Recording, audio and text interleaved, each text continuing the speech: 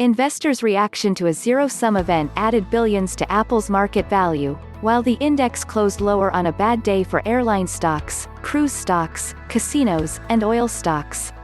The S&P 500 index SNPINDEX, SPX, fell 7.7 points, or 0.34%, on August 31st.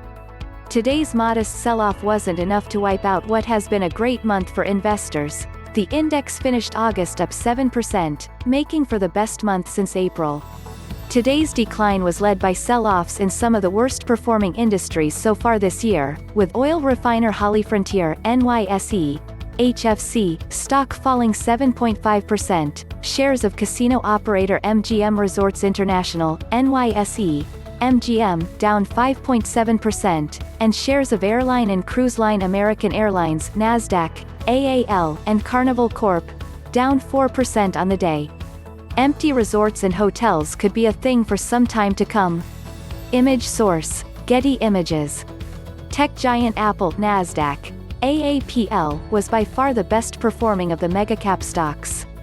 Of the 15 S&P 500 stocks with at least $300 billion market cap, only 3 gained in value, and only Apple shares were up more than 2% on the day. In other notable news, Berkshire Hathaway (NYSE), BRK. CEO and superinvestor Warren Buffett turned 90 over the weekend, and the company disclosed $6 billion-plus investments in 5 Japanese companies over the past year. Apple up after stock split today was a notable day for Apple investors, since the company's stock officially traded post the 4-for-1 stock split.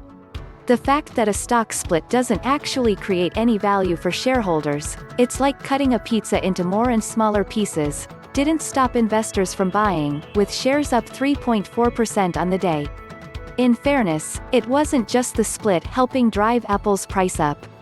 Multiple Wall Street analysts released investor notes today, including their split-adjusted price targets for the newly divided shares, and touting the potential of an upcoming supercycle, as consumers upgrade to the company's new 5G-enabled phones, set to be released in coming months.